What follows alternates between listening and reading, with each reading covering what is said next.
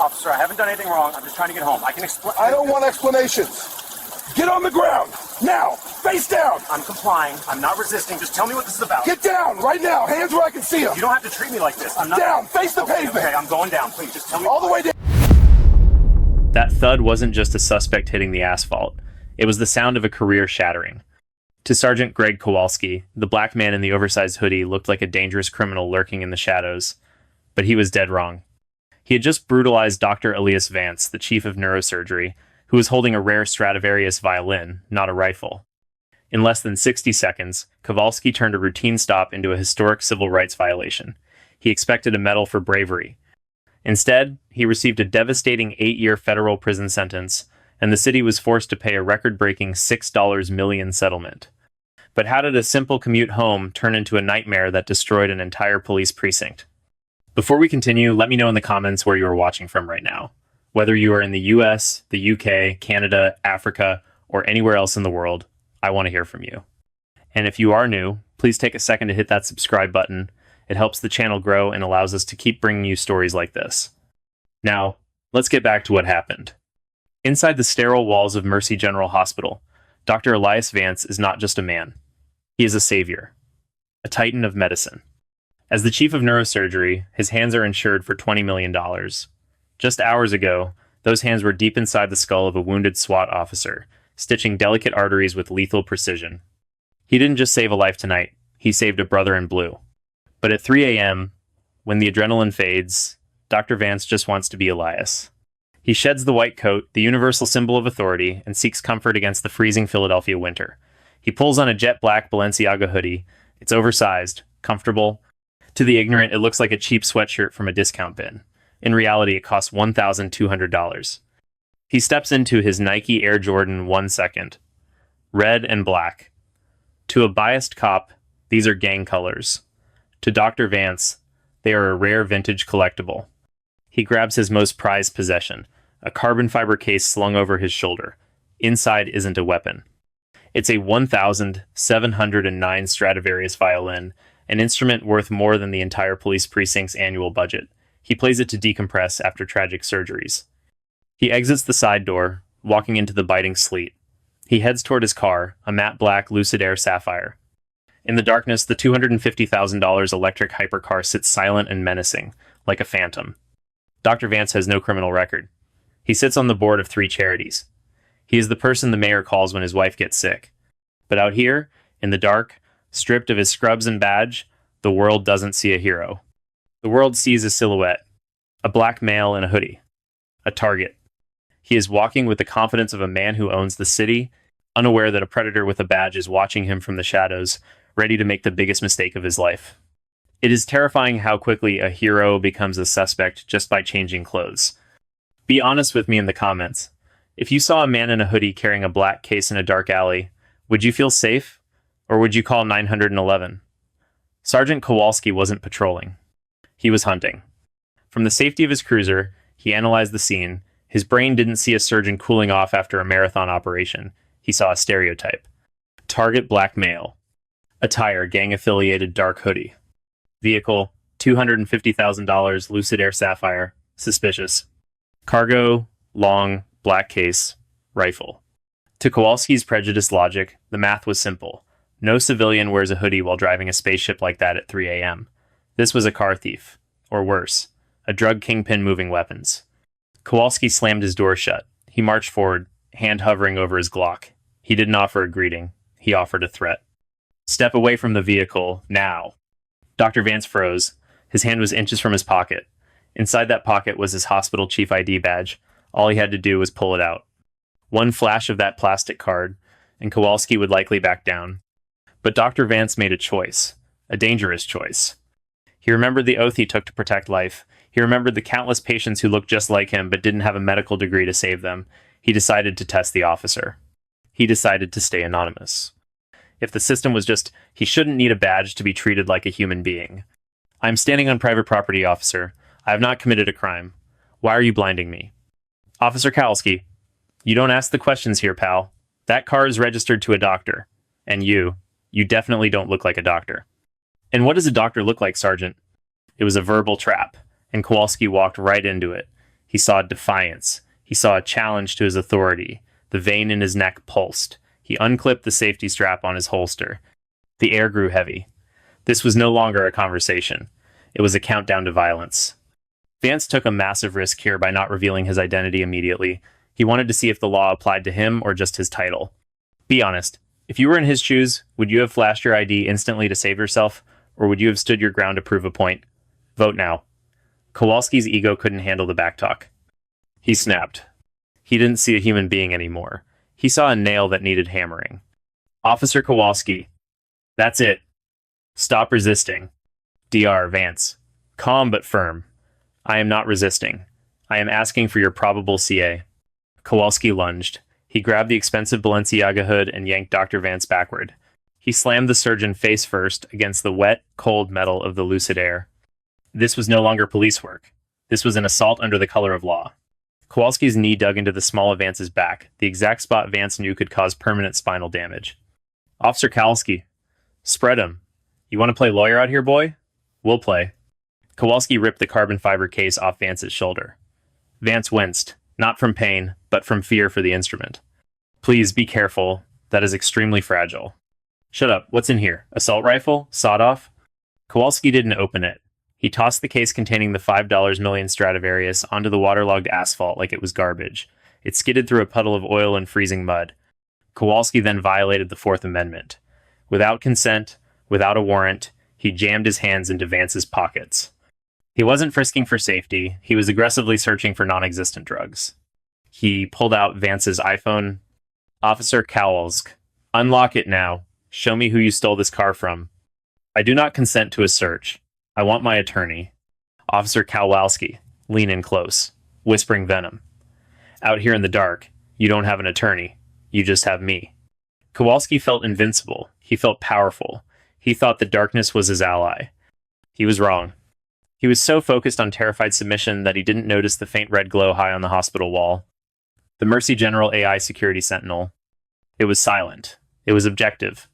And it was recording every single second of this historic mistake in 4K resolution. My blood is boiling watching this. Kowalski just broke at least 3 federal laws in under 90 seconds. Tell me in the comments, which part made you angrier? The physical assault, the racial slurs, boy, or throwing that priceless violin into the mud? Kowalski was seconds away from dragging Dr. Vance into the back of his cruiser. He was already rehearsing his police report. Suspect resisted. Suspect was hostile. But the script was about to change. Chief Miller, voice booming, cracking with rage. Kowalski, freeze. Kowalski paused. He looked up, a confused grin on his face. He thought backup had arrived. He thought the chief was there to congratulate him on the bust. Chief, I got him. Caught this guy prowling around the VIP lot. Possible weapon in the case. He's resisting. Chief Miller, let him go. Get your hands off him right now. Do you have any idea what you just done? Kowalski hesitated. The adrenaline began to fade, replaced by a cold, creeping dread. He slowly released his grip on Dr. Vance. Dr. Vance stood up. He didn't run. He didn't shout. He simply brushed the dirt off his $1,200 Balenciaga hoodie, adjusted his cuffs, and reached into the pocket Kowalski had just tried to search. He pulled out a badge. Not a police badge. A hospital chief of staff badge. Vance. Voice. Icy. Calm. Deadly. Quiet. Sergeant. Look at the ID. Kowalski shone his flashlight on the card. Dr. Elias Vance. Title. Chief of Neurosurgery. Access Level 5 clearance. All areas. Watch the color drain from Officer Kowalski's face. It happens in real time. His skin goes from flushed red to a sickly pale gray. His jaw goes slack. The tough street cop persona evaporates instantly. His hands, which were so steady when they were holding a gun, start to tremble. He looks at the suspect. Then he looks at the weapon case lying in the mud. He realizes it's a musical instrument. He looks at the stolen car. He realizes it belongs to the man standing in front of him. Officer Kowalski, stammering, voice breaking. I didn't know. He fit the description. The hoodie, the darkness. The description or the prejudice? Vance walked over to the mud. He picked up his Stradivarius case. He inspected it.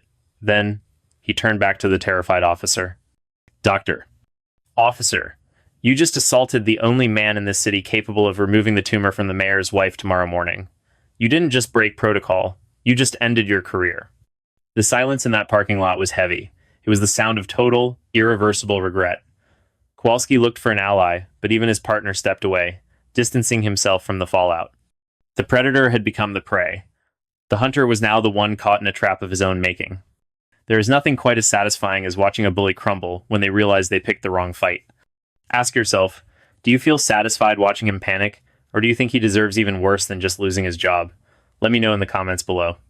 Officer Kowalski thought he would get a slap on the wrist, maybe 2 weeks of paid administrative leave, a paid vacation funded by taxpayers. But Dr. Vance didn't just hire a lawyer. He hired Marcus Sterling. Sterling is the kind of civil rights attorney who gives police chiefs nightmares. He doesn't just want an apology, he wants to burn the corruption to the ground. They claim the camera malfunctioned. They claim audio was lost. But they forgot one thing, the 30-second buffer. Most civilians don't know this, but modern Axon body cams record video for 30 seconds before the officer hits the record button. Kowalski thought he was clever by muting his mic after he tackled Dr. Vance. But the buffer caught the preamble. Kowalski's voice recorded on buffer. "Look at this thug. Probably a drug dealer. I'm gonna light him up," the courtroom gasped. There was no reasonable suspicion. There was only premeditated bias. Kowalski had profiled Dr. Vance before he even saw a license plate. But the evidence didn't stop there. The Mercy General security footage provided the God's eye view. It showed Dr. Vance standing perfectly still, with his hands visible. It showed Kowalski escalating to lethal force in less than 4 seconds. It showed the violent toss of the Stradivarius violin. This wasn't an arrest. It was a mugging with a badge. The evidence was so damning that the FBI and the Department of Justice intervened. They launched a federal investigation into the entire precinct. And what they found in Kowalski's file was horrifying. Dr. Vance wasn't the first. He was just the first one rich enough to fight back. Sterling uncovered 12 prior excessive force complaints against Kowalski in just 5 years. Case #40, a college student with a broken arm, dismissed.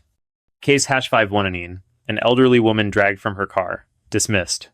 Case #608, a delivery driver tased for walking too fast, dismissed. Internal Affairs had buried every single one. The system was designed to protect the predator, not the public. Kowalski's defense attorney tried to argue qualified immunity, a law that often shields cops from lawsuits. But with the buffer tape proving racial malice, the judge did something rare. He stripped Kowalski of his immunity. The shield was gone. This is the part that scares me the most. If Dr. Vance hadn't been a wealthy surgeon with the money to hire a top-tier legal team, Kowalski would still be on the streets tonight. Here is a serious question. Do you think internal affairs police investigating police works, or should all police misconduct be investigated by an independent civilian agency? Type internal or independent in the comments right now. The trial of Officer Greg Kowalski lasted 3 weeks. The defense tried everything. They blamed the lighting, they blamed the rain, they even tried to blame Dr. Vance for acting suspicious. But the video evidence was irrefutable. The jury deliberated for less than 2 hours, a speed that signaled a catastrophic defeat for the defense. Now, the courtroom falls into a dead silence. You can hear a pin drop. Kowalski stands up. He is no longer wearing his tactical vest or his badge. He is in a cheap, ill-fitting suit. He looks smaller, older. The arrogance is gone, replaced by the trembling fear of a man staring into the abyss. On the charge of deprivation of rights under color of law, we find the defendant, Greg Kowalski, guilty. On the charge of aggravated assault with a deadly weapon, guilty. On the charge of falsifying police reports, guilty. It was a clean sweep, a total legal annihilation. But the judge wasn't finished. Judge Harrison, a federal judge known for his zero-tolerance policy on corruption, peered over his glasses. He looked directly at Kowalski. "Mr. Kowalski, you took an oath to protect and serve. Instead, you chose to hunt and destroy. You viewed a citizen's constitutional rights as an inconvenience. You viewed his skin color as probable cause. That ends today. I sentence you to 15 years in federal prison. There is no parole in the federal system. You will serve every single day of this sentence." 15 years, Kowalski gasped. He would miss his daughter's graduation. He would miss his son's wedding. He would enter prison as a 50-year-old man and leave as a senior citizen if he survives. In prison, ex-cops are targets. He knows this. The terror in his eyes is primal. But the punishment didn't end with prison time. Then came the financial hammer. The jury awarded Dr. Elias Vance $2 million in compensatory damages for the physical trauma and the damage to his reputation. But then they added punitive damages money designed specifically to punish the city and the police department for ignoring Kowalski's history of violence. The total settlement?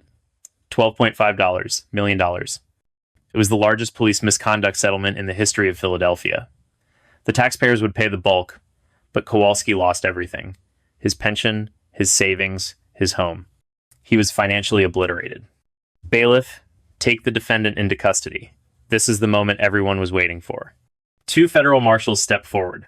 They didn't treat him like a brother in blue. They treated him like a convict. Kowalski was ordered to remove his belt, then his tie, then his watch. The symbols of his respectable life were stripped away one by one.